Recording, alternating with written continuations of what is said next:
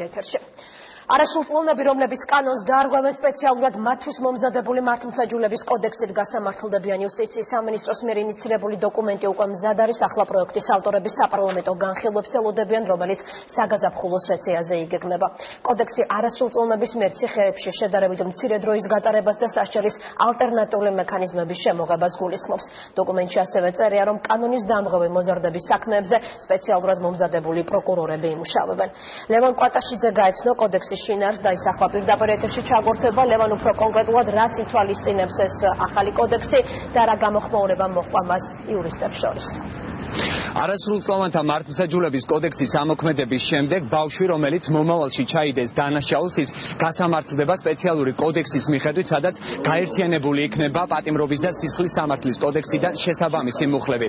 კოდექსი, რომელიც ჯერ გასაჯაროვებული არ არის, ცვლილებების შესახებ უკვე ცნობილია, მათ შორის ის, რომ მაქსიმალურად მცირდება პატიმრობის ვადა 60-დან 30 დღემდე, საუბარი არის ბრალის წარდგენიდან წინა სასამართლოს სხდომის გამართვამდე, ასევე ბრალდებულად ყოფნის პერიოდი არ უნდა აღემატებოდეს 6 თვეს. გარდა ამისა, არასრულწლოვანი პირი, რომელიც ბოლომდე მოიხდის სასჯელს, მას მაშინვე მოიხსნება ამ კოდექსის მიხედვით სასამართლოება, თუმცა დანაშაულის განმეორების შემთხვევაში ეს საკითხი მხედველობაში იქნება მიღებული თვითონ მოსამართლის მხრიდან. ცვლილება რამდენიმე სიახლეს ითვალისწინებს და მათ შორის იმას, რომ მომავალში ბავშვთა საკითხებზე სპეციალურად იმუშავებენ ადამიანები, რომლებიც დაატრეინინგებენ როგორც პროკურორებს, გამომძიებლებს, მათ შორის მოსამართლებს, რაც გულისხმობს იმას, რომ მომავალში არასრულწლოვანთა საქმეებს განიხილავენ სწორედ სპეციალიზებული მოსამართლეები. ჩვენ გვთხოვეთ შეფასებები იურისტებს, რომლებიც მუშაობენ არასრულწლოვანთა საქმეებთან დაკავშირებით. ადვოკატები აცხადებენ, რომ დღეს ბავშვთა უფლებების კუთხით არის ქვეყანაში გარკვეული სახის პრობლემები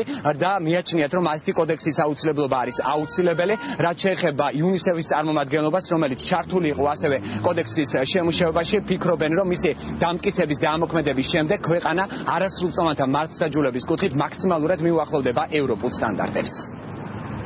ეს არის პირველად საქართველოში არასრულწლოვანთა მართლმსაჯულების ცალკე კოდექსი. ამით საქართველო დააკმაყოფილებს იმ ბავშვის უფლებათა კონვენციის იმ მოთხოვნას, რომლის მიხედვითაც ქვეყნებში უნდა არსებობდეს ცალკე სისტემა არასრულწლოვანთა მართლმსაჯულების. რამდენადაც ბავშვები არიან განსხვავებულები, მათ განსხვავებული მოყრობა სჭირდებათ. ეს კოდექსი ეხება ყველა ბავშვს, რომელსაც აქვს რაიმე კონტაქტი ან შეხება მართლმსაჯულებასთან. მეორე არის ის, რომ საპატიმრო უნდა იყოს უკიდურესი ზომა და მაქსიმალურად უნდა იყოს გამოყენებული ალტერნატიული ზომები. ქართული კოდექსი გვთავაზობს უპირატეს მიმართულებად, რომ არასრულწლოვანთა მართლმსაჯულების საქმეების განხილვის დროს განსაკუთრებით გამოყენებული იქნეს აღდგენითი მართლმსაჯულება, მედიაცია და განრიდების პროგრამები. გარდა ამისა, მნიშვნელოვანია, რომ არასრულწლოვანის საპატიმროში მოთავსების საკითხი იქნება ცალკე რეგულაციის საკითხი. თუ არა განსაკუთრებული შემთხვევა არასრულწლოვანის დაპატიმრების გადაწყვეტილების მიღება არ იქნება გამართლებული არც ერთი აღნიშნული კოდექსით მოქმედი დებულებით. არასრულწლოვანთა მართლმსაჯულების კოდექსთან დაკავშირებით უკვე ხვალ გაიმართება სისხლის სამართლის უწყებათა შორისი კომისიის ხდომა და ღიად დაიწყება თემაზე დისკუსიები, რაც შეეხება მის დამტკიცებას და ამოქმედებას. სავარაუდოდ მოხდება საგაზაფხულო სესიაზე, ძალაში კი 2015 წლის სექტემბრი დაშევა. გმადლობ ლევან, არასრულწლოვნებისთვის მომზადებული მართლმსაჯულების კოდექსის შესახებ